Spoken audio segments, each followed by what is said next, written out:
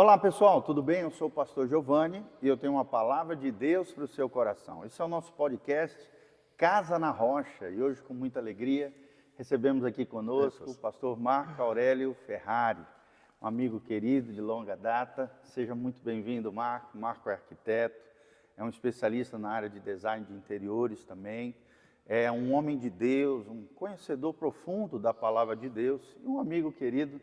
O nosso podcast faz isso, nós trazemos pessoas que conhecemos, pessoas profundas, nas determinadas áreas da sociedade, psicologia, áreas humanas, educação, mas principalmente isso aqui, teologia, Bíblia Sagrada. E é o nosso tema de hoje, o tema de hoje é qual é a importância da escatologia hoje.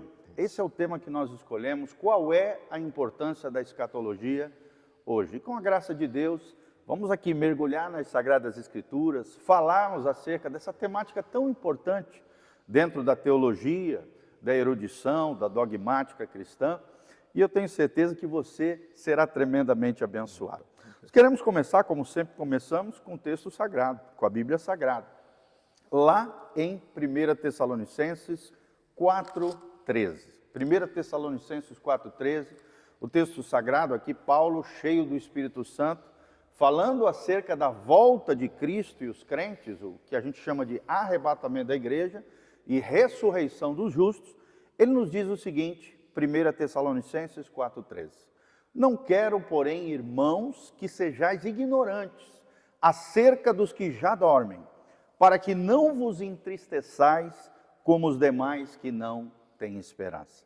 Porque se cremos que Jesus morreu e ressuscitou, assim também os que com Jesus dormem, Deus os tornará a trazer com Ele. Com Ele aonde? No céu, no lar celestial. Versículo 15, dizemos-vos, pois, isto, pela palavra do Senhor, que nós, os que ficarmos vivos, para a vinda do Senhor, não precederemos aqueles que dormem. Porque o mesmo Senhor descerá do céu com alarido e voz de arcanjo e com a trombeta de Deus, e os que morrerem em Cristo ressuscitarão primeiro. Depois nós, os que ficarmos vivos, seremos arrebatados juntamente com Ele nas nuvens, a encontrar o Senhor nos ares, e assim estaremos sempre com o Senhor. Olha que palavra preciosa, que palavra de esperança ao nosso coração. E assim estaremos sempre com o Senhor. Portanto, ele termina no 18, consolai-vos uns aos outros com estas palavras. Então, essa é a nossa temática hoje, qual é a importância da escatologia hoje? Vamos trabalhar os principais temas, os principais conceitos da escatologia. Isso. E quero começar, Marcos, perguntando para você, dentro dos teus estudos, dentro daquilo que você já viu, né, já aprendeu, já estudou, o que é a escatologia? De forma básica, né? Claro, de forma que as pessoas simples que nos assistem, bem como as mais estudadas, mais preparadas, possam entender o que é a escatologia bíblica. Ótimo. Pastor, antes de mais nada, eu saúdo aos nossos ouvintes com a paz do nosso Senhor Jesus Cristo. Pastor, Amém. Mais uma vez, muito obrigado pelo convite. Me sinto muito Glória honrado. a Deus. Pastora, escatologia seria, de uma forma mais simples, o estudo das coisas relativas ao fim dos tempos, né? De uma forma bastante abrangente, desde o fim do governo do homem sobre a terra até a eternidade. Exatamente. Então, a escatologia abrange tudo isso. Escatologia é um termo que vem do grego, scatos, últimos, logia, estudo dos últimos acontecimentos, das últimas coisas, né? Sim. E ela é uma parte da teologia que, para a pessoa entender bem, ela tem que gostar de outras ciências também. Ela tem que entender um pouco de antropologia, ela tem que entender um pouquinho, não precisa ser um doutor, não. Claro. Mas um mínimo de conhecimento de antropologia, de geografia, de história de Israel, principalmente, história do mundo, a pessoa precisa ter. Porque é um estudo que abrange desde Gênesis ao Apocalipse. Ou seja, não é uma coisa simples, é uma coisa complexa e cheia de detalhes. Isso, não é difícil, né? Porque senão a gente assusta Isso. quem está começando agora. Como tudo, mas né? É complexo, né? Se estudar, se empenhar, Isso. é possível. A palavra do Senhor ela não é dogmática, né, pastor? Então Deus quer que a gente estude. Jesus mesmo fala assim, quer aprender mais? Vai lá em Daniel, dá uma estudadinha, em Mateus 24. Né? É verdade. Então a gente tem que procurar, né, a resposta, porque a resposta está de Gênesis a Apocalipse, tudo a respeito da volta de Jesus Cristo, do governo dele e da eternidade. Está tudo Amém. Glória a Deus. E como é lindo, né? É um tema Demais. fascinante. Boa parte dos líderes cristãos às vezes não abordam por ser um tema complexo, Isso. mas ao mesmo tempo, se você estudar, se você se empenhar, sim, é possível compreender pelo menos os principais conceitos, as principais afirmações bíblicas. Se trata bastante de profecia bíblica, né? Muita profecia. E para você sim. que está nos assistindo, as profecias bíblicas são cerca de 1/3 da Bíblia Sagrada. Exatamente. Preste atenção, as profecias bíblicas falam do passado, do presente, daquilo que está se desenvolvendo agora diante dos nossos olhos, mas também trata principalmente acerca de eventos futuros, Exatamente. das últimas coisas. É o que significa a palavra escatologia, escatos, últimos, logia, estudo das últimas coisas, né? Então, é muito importante você aprender. É possível, sim, ser um estudante de escatologia. É claro que você vai ver todo tipo de abordagem escatológica. A nossa ênfase aqui é escatologia bíblica. Exatamente. E é o que você vai aprender conosco através desse estudo, desse podcast no dia de hoje, tá bom? Então, talvez o principal conceito aqui inicial seria o que é o arrebatamento, porque é uma das primeiras coisas que se trata nesse trecho que nós lemos para o pessoal, 1 Tessalonicenses 4, a partir do versículo 13. Isso. O arrebatamento, pastor, vai ser um momento em que Jesus Cristo vai vir para buscar a igreja dele, como Paulo menciona aqui nesse texto que o senhor falou. Mas o termo arrebatamento ele está embutido o puxar com força. Então é um momento. Então o arrebatamento é algo que é uma certa violência, me entendam bem, né? É aquele momento que você vê a pessoa em perigo, você vai lá e puxa ela do perigo com força. Arrancado com força, né? Isso. É do termo arpazo, e arpazo no grego significa isso, puxado com força. Isso, então, termo harpazo. Isso.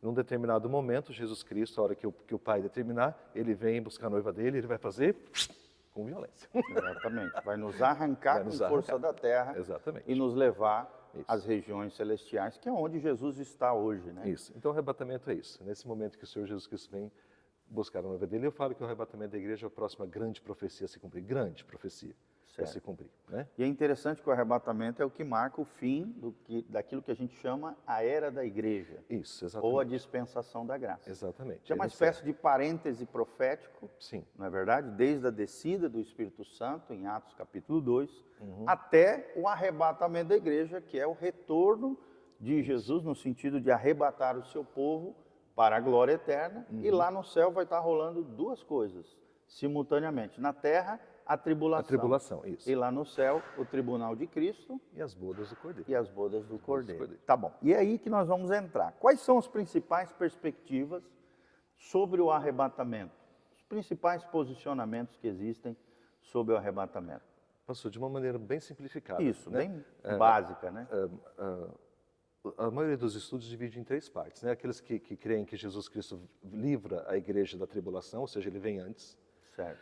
Outros são chamados de pré-tribulacionistas, os pré-tribulacionistas. Isso. Existem os mid-tribulacionistas, que acreditam que Jesus vem buscar a igreja no meio da tribulação. Certo. E existe o pós-tribulacionista, que acredita que Jesus busca a igreja no final da tribulação. Ou seja, os do meio também são conhecidos como meso-tribulacionistas. Sim, meso-tribulacionistas. Acredito que e Jesus no final, como é que são chamados? Dos pós-tribulacionistas. Os pós-tribulacionistas. Né? São aqueles que creem que o arrebatamento e a segunda vinda acontecem simultaneamente. Isso. Mas a palavra de Deus tem resposta para qual está certo. Você tem que buscar qual que é. Ou seja, para nós, né? Nós, tanto você quanto eu, somos pré-tribulacionistas. Somos, bicho, com certeza. Nós cremos que Jesus voltará antes da tribulação. Mesmo qual é o texto que você compreende, que talvez seja a chave, para te posicionar nessa primeira perspectiva, que é a pré-tribulacionista? Pastor, são vários pontos. O primeiro, que está aqui na segunda carta aos Tessalonicenses, que Paulo fala assim que existem dois... Vamos chamar de força, não gosto muito desse termo, mas vamos chamar de força aqui para as pessoas entenderem. Existe uma força que Paulo fala que resiste à ação do anticristo e a outra força que impede a ação do anticristo. Isso. Que força é essa? Depois ele fala, essa força é o nosso querido Espírito Santo, né? Oh, glória. E a igreja resiste, sim, porque a gente está aqui, a gente faz culto, a gente batalha, a gente ora, a gente persevera na vida com Cristo, porque nós estamos resistindo à ação do mal. E a Bíblia diz também que nós somos coluna e baluarte da verdade. Exatamente. Né? E aí Paulo fala, precisa que do meio esses dois sejam tirados, para que depois se desenrole a maldade do anticristo. Porque eu sempre pergunto, o anticristo não agiu ainda por quê? Porque ele é bonzinho? O que ele está esperando? Ele não agiu porque o Espírito Santo não deixa, simples assim. Ou seja, tanto o Espírito Santo agindo nos crentes, como a igreja Sim. iriam desmascará-lo, Exatamente. caso ele se revelasse Exatamente. antes do arrebatamento da igreja. Pastor, esse é um posicionamento nosso. Meu também, tá, gente? Se você que está nos assistindo, Isso. pastor Giovanni, pastor Marco Aurélio, nós temos o mesmo posicionamento que é o mais comum entre os evangélicos. 80% dos evangélicos, aproximadamente, né, uma estimativa aproximada, creem nesse posicionamento que nós temos. Isso. Né, que estamos vivendo a dispensação da graça, a era da igreja, encerrar. e que essa era da graça e dispensação da igreja, ela vai se findar quando? Quando a igreja for arrebatada antes do período da tribulação, também conhecido como período tribulacional, ou 70ª semana de Daniel. Outra coisa que me faz pensar também, pastor, que em Mateus 24, mesmo em outros capítulos, Mateus 25, o Senhor Jesus Cristo sempre vem nos alertando com vigilância. Então ele fala, vigia. Vocês não sabem a hora que vem. Vigia, vocês não sabem a hora que vem. Como vem o ladrão, eu venho como vem o ladrão. Mateus 24, né? Fala Mateus 24, muito disso. nos versículos finais. Se eu que estudo, o senhor que estuda, se nós passássemos pela tribulação, nós saberíamos exatamente o que estava acontecendo. Porque a gente tem a sequência. Com certeza. Então não seria surpresa. Quem estuda a Bíblia, quem estuda as profecias, a escatologia, desmascararia O meio de tribulacionista fala que a igreja será arrebatada junto com as duas testemunhas. Sim, É só esperar elas aparecerem, elas morrerem, a igreja vai junto. é o que eles pensam. Os pós-tribulacionistas, é só esperar a tribulação acabar, 7 anos, Jesus vem. Exatamente. Então não Saberia tem qual seria o dia. Então não tem surpresa nenhuma. Exatamente. Outro ponto que a gente viu. Isso se chama dentro da teologia de teoria da iminência. Isso. Ou Volta iminente pode ser a qualquer volta momento. de Jesus. Jesus pode voltar a qualquer momento. Você não Inclusive. sabe a hora nem o dia. A qualquer momento você precisa estar preparado, porque de forma iminente, ou seja, a qualquer momento, Jesus voltará. E aí eu quero te fazer uma pergunta, você que está nos assistindo. Será que você está preparado para a volta de Jesus? Esse que é o Será ponto. que você tem vivido uma vida piedosa, consagrada, santificada diante do Senhor? Será que você está preparado? Você é como aquelas 5 virgens que estavam, né, cheias, com seus cântaros cheios de óleo, aguardando ansiosamente a vinda do noivo, como diz a parábola das 10 virgens? Sim. Ou você é como as 5 nécias que saíram pelo mundo afora, procurando comprar óleo, né? Comprar aqui, o óleo é um símbolo do Espírito Santo, e não estavam nem aí, eram despreparadas. Mulheres, né, pessoas aqui, que é um símbolo da igreja, é claro, pessoas despreparadas para a vinda do noivo, que é um símbolo aqui, uma metáfora do arrebatamento da igreja. E terceiro, para terminar, o último ponto é, a gente sabe, estudando as profecias, que logo no começo da tribulação, no começo dos 7 anos, aparecerão no cenário mundial dois personagens, que são as 2 testemunhas. Sim. Tá? O que essas 2 testemunhas vão fazer? Elas vão testemunhar a morte e a ressurreição de Jesus Cristo para os judeus e, consequentemente, para o mundo, para aqueles que não acreditaram. Ou seja, serão pregadores internacionais. A nível mundial. Isso. Mas o que eles são? São 2 testemunhas. Sim. Okay? O que você entende que são essas? Por que 2 testemunhas se a igreja está aqui e a Bíblia fala que nós somos as testemunhas de Cristo? Exatamente. Ela não vai estar mais aqui. Já são o sal da terra, já são o sal da terra e luz do mundo. Isso. Né? Então, para que essa igreja está aqui, que a palavra fala várias vezes, vós sois as minhas testemunhas, vós sois as minhas testemunhas, que aliás isso tem um peso tremendo, né? Sim. Ir por todo o mundo, pregar o evangelho. Exatamente. Já é a grande comissão da igreja. Eu tenho uma grande amiga que fala que nós às vezes precisamos pregar Jesus Cristo até com palavras, né? Só a nossa simples presença, você que é um cristão nascido de novo, tem que pregar Jesus Cristo só pela sua simples presença. Amém. Mas essa é outra questão. Então, Ou seja, o nosso comportamento, o nosso procedimento deve falar mais alto do que as nossas palavras. Perfeito.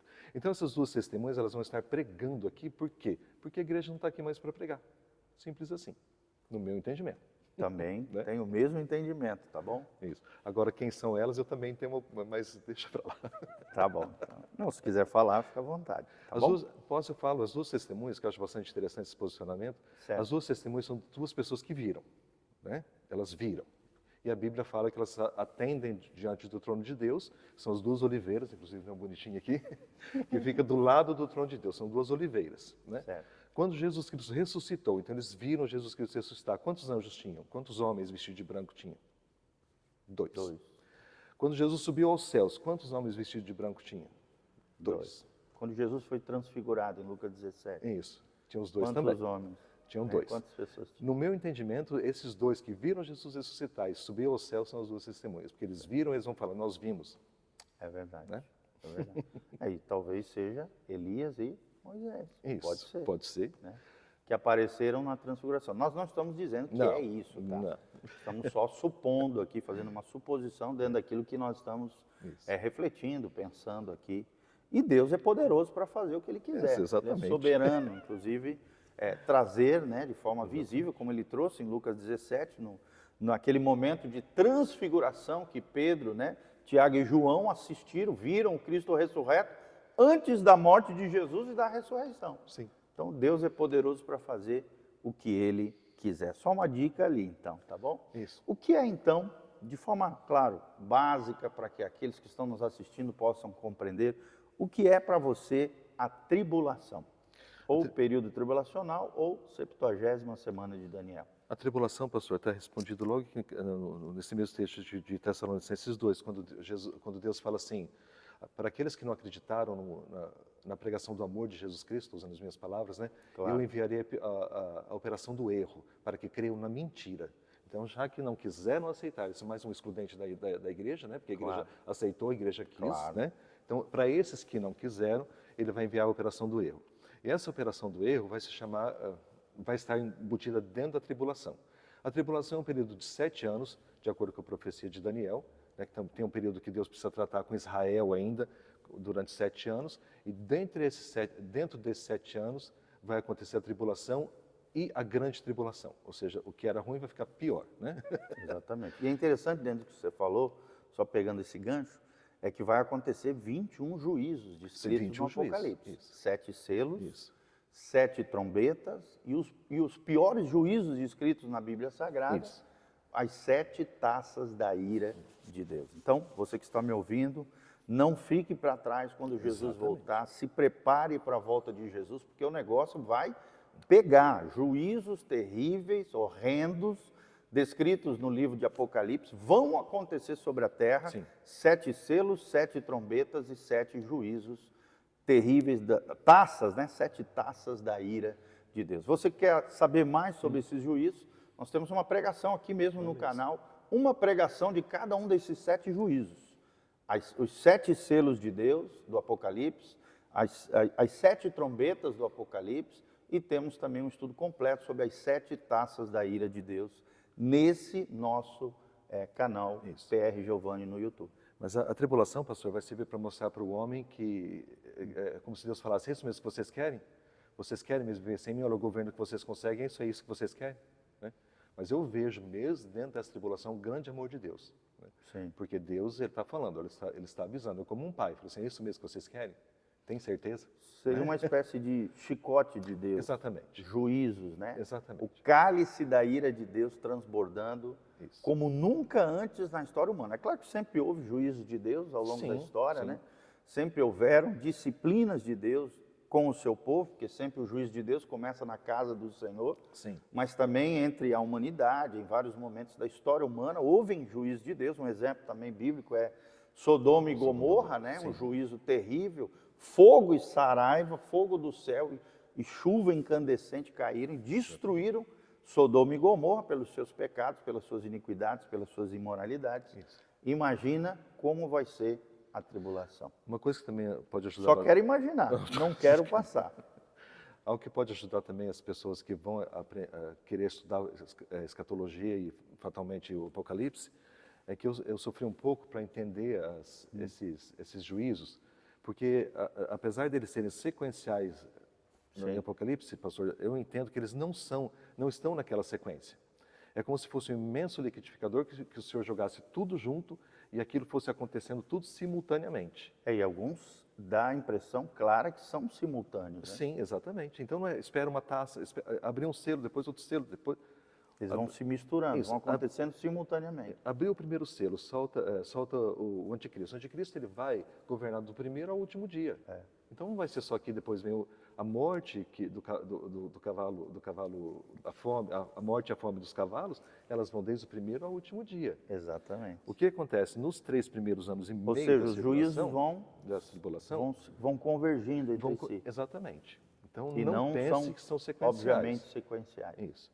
Então, o que acontece? Nos 3 primeiros anos e meio da tribulação, tem o juízo de Deus, eu acredito os meteoros caindo, isso, mas depois dos 3 anos e meio finais, quando começa a grande perseguição do anticristo, que ele se mostra que ele não é o bonzinho como a humanidade está acreditando, e que ele mostra para o que veio. Certo. Aí a grande perseguição começa. E Jesus falou assim, olha, quando isso acontecer, vocês corram. Né? Entendi. A gente vê até o senso de humor de Jesus, porque ele sabe que o judeu não gosta de correr, né? Sim. Inclusive, quando o filho pródigo, quando o pai corre para o filho, é um sinal de grande amor, né? Porque o judeu não corre.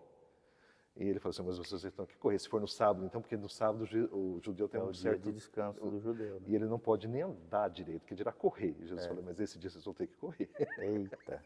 E como a gente vê, né, que o relógio de Deus tá andando, né, principalmente com relação a Israel, a Terra Prometida, essas guerras, essas eminentes guerras ali ao redor de Israel. Claro que Israel sempre passou por guerras, por momentos de batalha, mas como é interessante isso, né? O que aconteceu em outubro do ano passado foi que eu vejo uma grande contração de parto, para a gente ficar bem atento, porque ali houve uma mudança de estágio, eixo, né? de eixo. Isso, ali é verdade. a gente precisa ficar muito atento.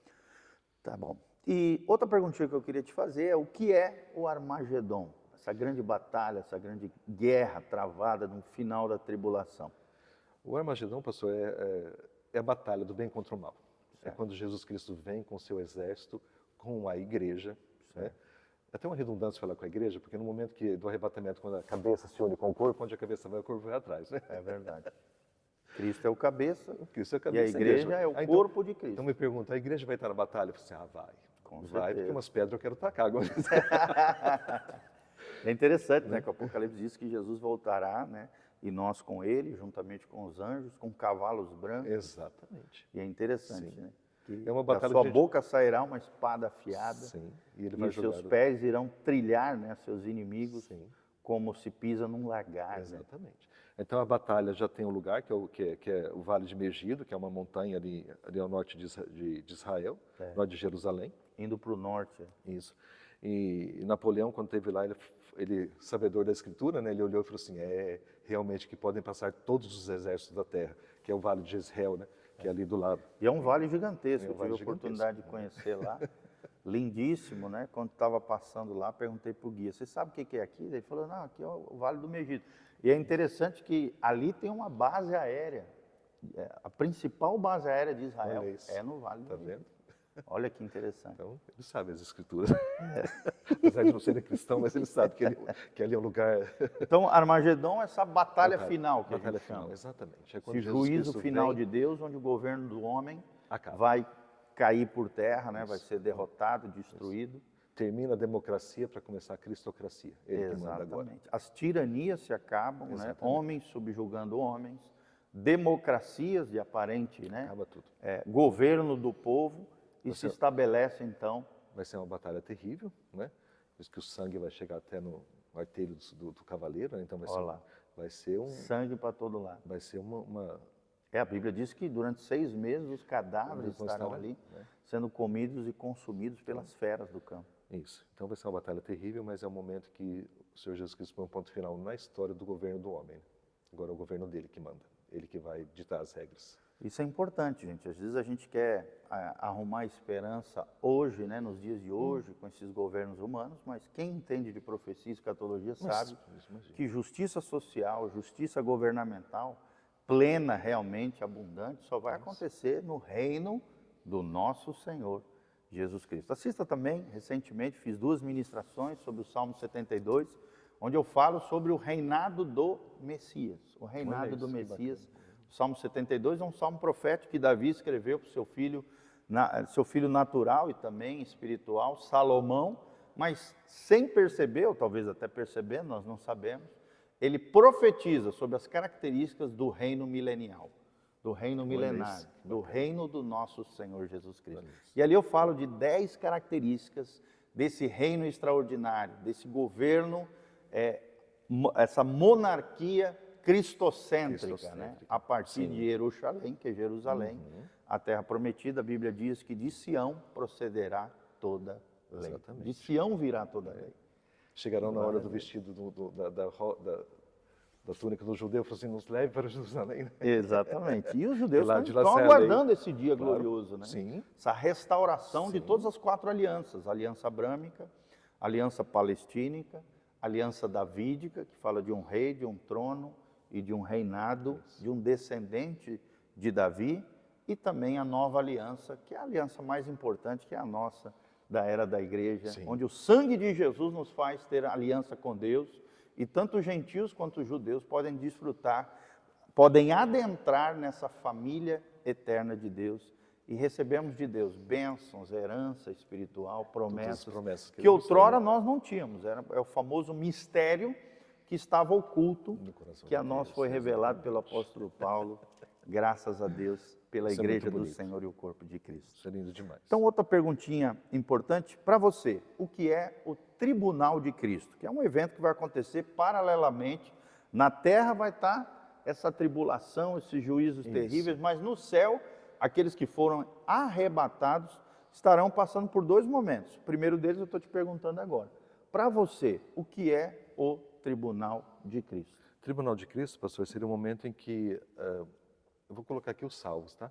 Certo. Os salvos, eles serão galardoados pelos seus trabalhos. Presenteados. Presenteados. Não é um julgamento, não para fim de condenação mais, porque se a pessoa já foi arrebatada, ela já está julgada. Ou seja, ela foi digna de fazer parte do corpo de Cristo. Exatamente. Mas aí qual ordem que ela vai receber nesse corpo? Então seria isso. O Tribunal de Cristo seria para fim de pedrinha na coroa, né? Como dizia um pastor querido que eu tinha. Então, dos nossos prêmios, né? Certo. Aquele que trabalhou mais, não é justo aquele que, como Paulo, por exemplo, que fundamentou toda a doutrina da igreja, receba o mesmo galardão que o ladrão da cruz, por exemplo, que morreu no último segundinho, né? Que foi salvo no último segundinho, desculpa. É verdade. Que foi salvo no último segundo. Paulo vai ter um galardão maior. Então, o Tribunal de Cristo é uma série de juízos, não de punitivos ou de perda de salvação, mas sim de galardões, de recompensas, aqueles que foram fiéis, aqueles que praticaram as suas boas obras para a glória de Deus e não para a glória do eu. E só os salvos vão desfrutar desse momento glorioso e profético. Eu coloquei os salvos lá no céu. Eu coloquei os salvos também, pastor, porque o termo salvos, por ser um pouquinho mais abrangente, porque a partir do momento que a igreja é arrebatada, ela faz parte do corpo de Cristo, o corpo de Cristo está fechado, nenhum salvo mais vai fazer parte do corpo de Cristo. Certo. O corpo de Cristo se encerra no momento do arrebatamento da igreja. Certo. Mas tem aquelas pessoas que vão passar pela tribulação. Tem aquelas pessoas que vão morrer na tribulação, não negando a Cristo. Certo.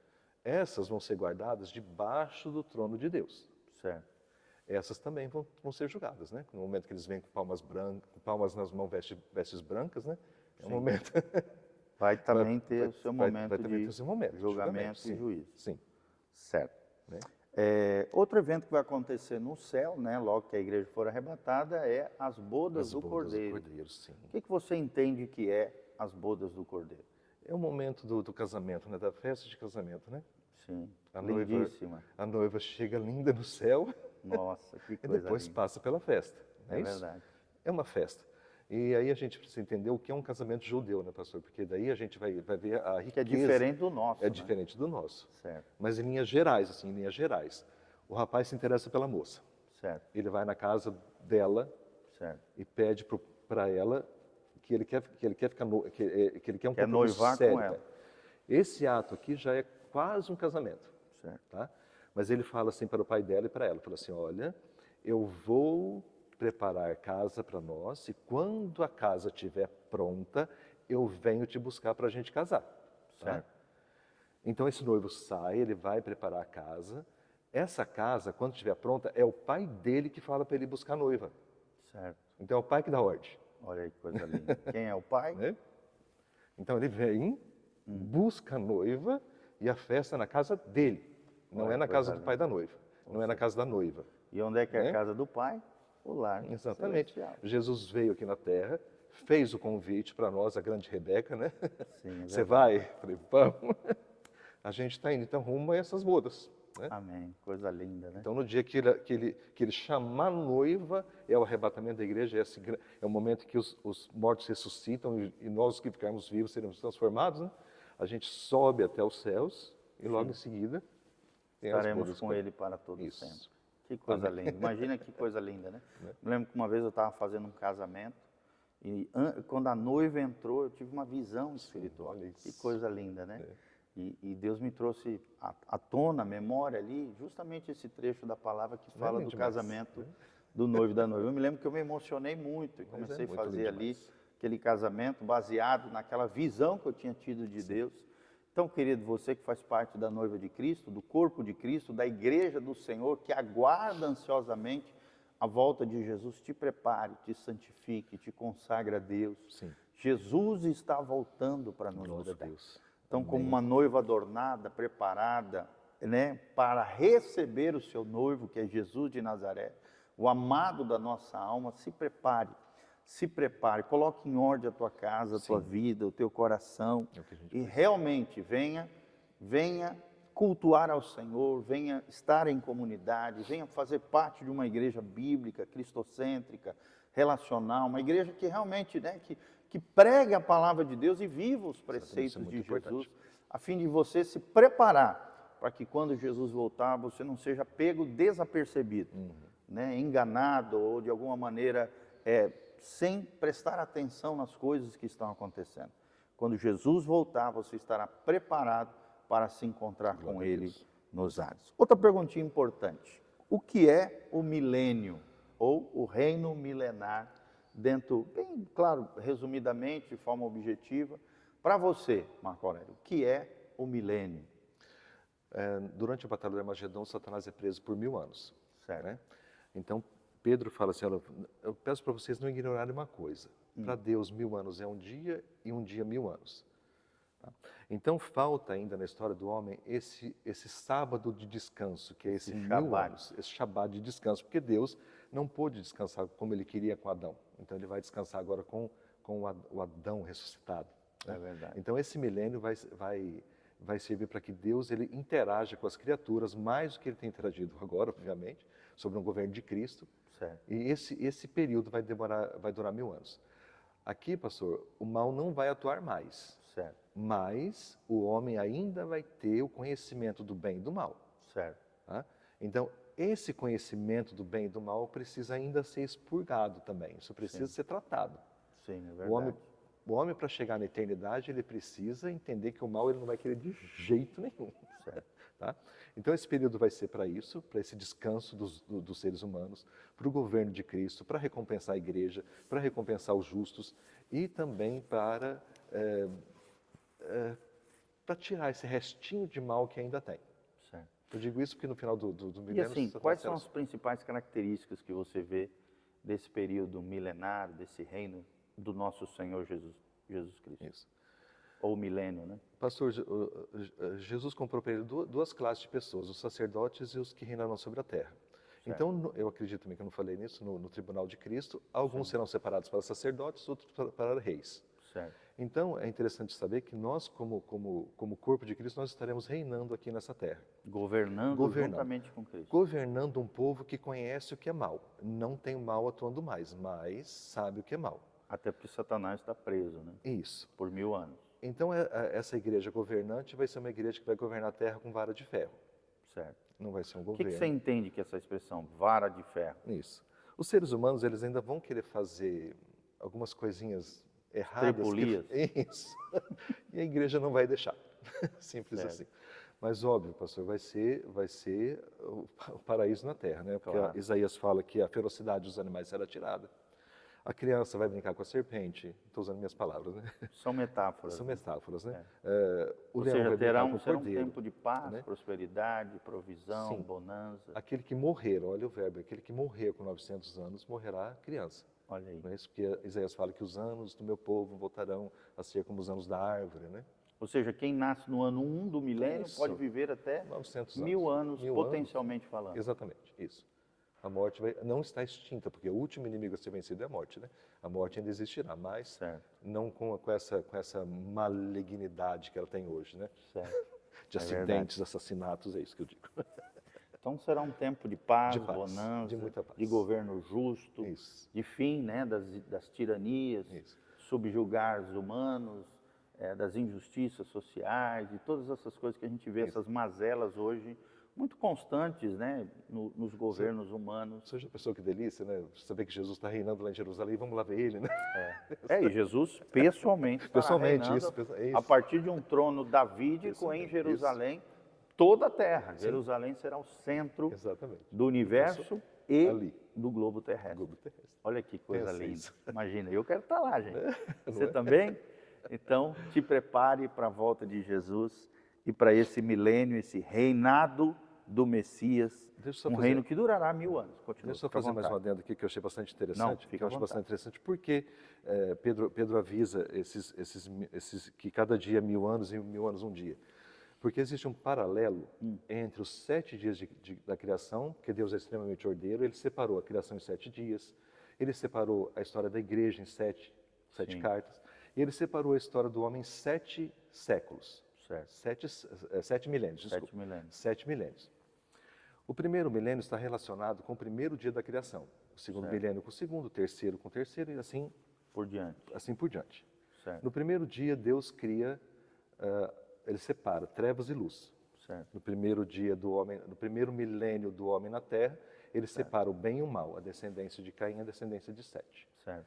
No segundo milênio, ele separa, ele prepara as águas. No segundo milênio, no segundo dia ele prepara as águas e no segundo milênio ele traz o dilúvio. Água no segundo dia, água no segundo milênio. No terceiro dia ele cria a rocha, a terra.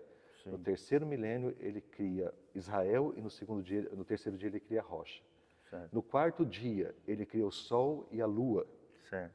Os luminares. Os luminares. No quarto milênio nasce Jesus Cristo, nosso sol da justiça. Glória a Deus, olha que lindo, profético. Isso. E a lua representando o governo de Israel, certo. A lei, né? Certo. Mas o sol brilha mais que a lua. Amém. É isso? E a lua é um reflexo do brilho do sol, né? Sim. No quinto dia, os peixes, né? E no quinto milênio, a igreja sai procurando peixe. Amém. Né? Glória a Deus. Jesus, Quem é o peixe? Quem é o peixe? Jesus. Um símbolo de né? Símbolo, Jesus. Tudo, cristãos, até a criação, o Gênesis, Isso. profeticamente aponta para quem? Para o Messias. E é interessante que os peixes é o símbolo dos cristãos que os apóstolos vão pegar. Era um dos símbolos da igreja primitiva, né? Sim, principais, porque, talvez. Né? Então, no quinto milênio, exatamente, a criação dos peixes, e no quinto milênio, a igreja procurando peixe. Né? É verdade. Nós seremos pescadores de peixes, né? No sexto milênio, a criação do homem. No sexto dia, a criação do homem. No sexto milênio, o arrebatamento do homem, ou seja, a redenção do homem, a criação da quinta essência da humanidade. Não é isso? Então, o surgimento do ser humano. O surgimento do ser humano e aqui um ser humano arrebatado, perfeito. O Adão aqui no Jardim do Éden e agora o Adão perfeito. Né? Amém. E no sétimo dia o descanso. Por isso que está faltando esse sétimo milênio. Esse sétimo dia de descanso, o sétimo milênio. É interessante que os judeus estão no ano 6.700 e pouco, né? Isso. É de se pensar, né? Mas quando Bar Kokhba foi tido como grande Messias, ele mudou o calendário, né? É verdade. Então, existe sempre um déficit, né, de calendário. Existe um déficit, a gente mas já é está quase no ano interessante. 6.000. Essa ideia aí é interessante. Nós não estamos dizendo aqui que falta 200 e poucos anos para a volta de Jesus, até porque ninguém sabe a hora, nem a data, né? E nós cremos, né, acho que tanto o Marcos quanto eu, cremos que Jesus está voltando a qualquer momento. A qualquer momento. Né? O relógio está Nós estamos no finalzinho da sexta-feira. E a gente vê toda essa plataforma, tanto de levantamento do anticristo, né? Essa globalização, todos esses detalhes que a Bíblia descreve, o palco já está armado. Então, a qualquer momento, a igreja pode ser arrebatada, o anticristo surgir, a tribulação vir e todos esses eventos que nós estamos relatando aqui para você. Exatamente. Para fechar aqui, o que é o juízo final? Que a gente chama de juízo final. O que você entende que é o juízo final? E um alerta, né, para todos aqueles que estão nos ouvindo, de entender que o cristianismo não é brincadeira. Né? As profecias bíblicas, quer você creia ou não, elas vão se realizar, elas vão acontecer. O que é o juízo final? E qual é a importância dele para nós como cristãos? Pastor, no finalzinho do milênio, Satanás é solto ele seduz novamente as nações e Deus fala assim, agora chega. E não se tem mais conversa, e não vai mais lidar com isso. Ele já instala o juízo do trono branco. Elimina tudo, já começa o juízo. A Bíblia fala que some os céus e a terra, e os mares some tudo. Sim. Fica apenas um grande trono branco no qual vai estar algumas pessoas ali. Algumas pessoas não, a humanidade todinha ali na frente. Sim. Né? Os livros serão abertos. Os livros serão abertos. E nesse juízo, Apocalipse 20 fala assim, Apocalipse 20, 13. E deu o mar os mortos que nele havia, e a morte e o inferno os mortos que neles havia. Ou seja, vai ter uma ressurreição de ímpios. Mas a Bíblia fala que o mar deu, a morte deu e o inferno deu. Olha lá. Tá? Então são 3 lugares que tem gente morta. Está no mar. Quem que é? É os que morreram afogados, Marco. Não, não é. São os do dilúvio. Os antediluvianos, que eles não foram julgados ainda. É verdade. Eles vão estar lá. A morte. Também serão julgados. Né? Também serão julgados, todos. Desde Adão até o último. Ou seja, essa ressurreição dos ímpios para juízo final, o juízo do grande trono branco, ressuscitará para um julgamento, todos os ímpios de todas as eras e de todos os tempos. Deu a morte, os mortos que nele haviam. Quem que são esses que estão retidos na morte? Não foram nem para o inferno, nem em outro lugar. São os que morreram durante o milênio. Certo. Né? Eles não podem ir para o inferno. Eles viram Jesus, como que eles vão para o inferno? É verdade. Né? E o inferno deu os mortos que nele havia. Então aqui é onde está a maior quantidade de gente. O Hades. Né? O Hades. Porque está desde a antiguidade. Desde a antiguidade até o último que morrer, morrer do período profético. Isso. Então são esses 3. Esses 3 vão estar lá na frente, esses 3 grupos de pessoas. Ou seja, o mundo todo. E a igreja vai estar onde? Irmão com o corpo de Cristo, sentado no trono para julgar. Pronto, simples assim. Amém. Né? Glória a Deus. Ainda Paulo fala assim... E ele é o justo juiz que julgará todas as coisas. Sim. Veja a profundidade do que Paulo fala. Ele fala assim, olha, me admira muito que está tendo briga entre vocês e vocês não conseguiram resolver entre vocês mesmos. Vocês não sabem que vocês vão julgar os anjos? E é interessante, nesse juízo haverá anjos, sim, os ímpios ressuscitados e o julgamento final, onde Satanás, o anticristo, o falso profeta, os anjos caídos e os ímpios, todos eles serão lançados no lago que arde com fogo. Pastor, o senhor imaginou o desespero de quem vê esse juízo? Ou seja, a igreja está garantida, né? Mas quem está ali para ser julgado, o senhor já imaginou? Nossa. O senhor já imaginou o desespero de não ter mais mar, de não ter mais céu? Só sei que eu não quero estar lá. Quero estar reinando e julgando com Cristo. Exatamente, é ali que nós estaremos. Então é um fato, o juízo final é um fato, faz parte das profecias bíblicas, nós cremos que sim, é um evento profético que sim acontecerá. Então você que está me ouvindo aqui, você quer falar mais alguma coisa sobre o juízo final? Não, acho que não, acho que resumidamente é isso aí mesmo. É importante a pessoa saber que vai estar todos, a raça humana todinha ali na frente. É verdade. Então aqui, queridos, o nosso intuito aqui nesse podcast hoje, né, na verdade, é abordar os principais temas escatológicos, é claro, de forma objetiva, básica para você que está nos ouvindo, pelo menos compreender os principais conceitos escatológicos e também compreender e entender o porquê que a escatologia bíblica é tão importante na vida do cristão. Não deve ser deixada de lado, ela deve ser estudada. Exatamente. Você precisa mergulhar nas Escrituras, ler bons livros, se você precisar de indicação de leitura, indicação de bons livros, tanto o Marco quanto eu, só entrar em contato conosco através das nossas redes sociais, estão aí disponíveis para você. Entre em contato conosco, mas a coisa mais importante é isso. Se prepare, em breve Jesus voltará. O noivo está vindo, Jesus de Nazaré está vindo. Põe em ordem a sua casa, põe em ordem a sua vida, a fim de que eu, você, Marco, todos nós que cremos em Jesus Cristo, quando Ele voltar, nós possamos subir em glória e estarmos com Ele para todo sempre. Quero terminar aqui com João 14, né? Não se turbe o vosso coração, credes em Deus, também credes em mim, disse Jesus. Na casa de meu pai há muitas moradas. Se não fosse assim, eu não vos teria dito. Mas eu estou indo para lá, para vos preparar um lugar, para que aonde eu estiver, vós estejais comigo também. Então são as palavras do Mestre, as palavras de Jesus. Olha aí, o noivo preparando a casa. Está vendo? O noivo está preparando a casa. Então, se você quer ir para a casa do Pai, prepare o seu coração. Se você ainda não tem Jesus, nos procure, estamos aqui de portas abertas para te receber, para te levar a Cristo, para que você firme uma aliança com Deus, para que você comece a caminhar conosco, ou então procure uma igreja bíblica, cristã, séria.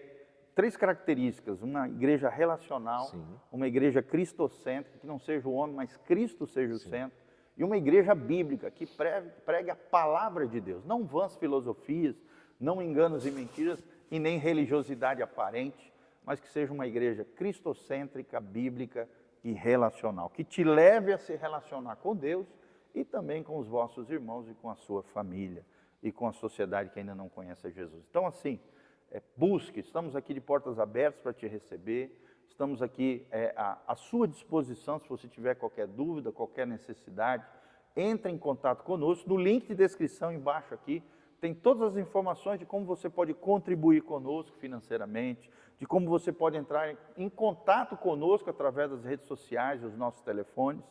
Entre em contato conosco, fique conectado conosco, compartilhe esse vídeo através da internet. Ele vai estar disponível no Spotify, é bem fácil, você coloca na lupinha, Igreja Casa na Rocha. Vai abrir 2 canais, o canal do pastor Giovanni, que é o que está sempre mais atualizado, e o canal da igreja, que nós estamos sempre também atualizando, Igreja Casa na Rocha. Temos também YouTube, Instagram, Facebook, Igreja Casa na Rocha, tudo junto.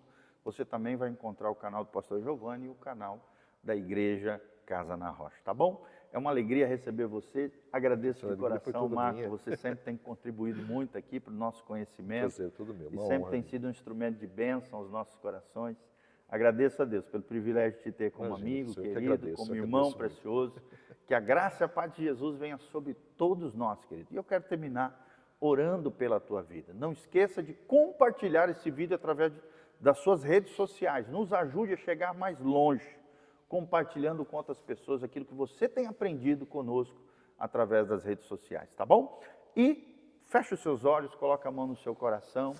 Em nome de Jesus, quero orar por você. Pai, em nome de Jesus, que esse vídeo que está sendo produzido seja uma bênção ao coração das pessoas. Que aqueles que estão longe do Senhor sejam trazidos de volta à casa do Pai, ao reino de Deus, ao reino do nosso Senhor Jesus Cristo. Venha a nós o teu reino, seja feita a tua vontade, assim na terra como é feita nos céus. Que o teu Espírito Santo seja derramado sobre toda a carne. E aquele que invocar o nome do Senhor seja salvo, restaurado, liberto, curado pelo poder de Deus. Que as pessoas se acheguem a Cristo, se consagrem a Cristo, sejam santificados pela obra extraordinária e pujante do teu Espírito Santo. Pai, que possamos colocar em ordem a nossa casa, a nossa vida, o nosso coração, possamos viver a aliança com o Senhor Jesus, sermos verdadeiros discípulos de Jesus, homens e mulheres que serão como aquelas virgens prudentes, cheias do óleo do Senhor, em seus cântaros, nas suas vidas, nos seus corpos, para que quando Jesus voltar tenham o selo da promessa, o penhor, a garantia de que somos cristãos, de que somos filhos de Deus e que estaremos com Ele para todos sempre na glória eterna. Abençoa cada irmão e irmã, fala com eles, ministra aos seus corações e derrama a tua graça e a tua glória sobre nós, em o nome de Jesus. Amém, amém e amém.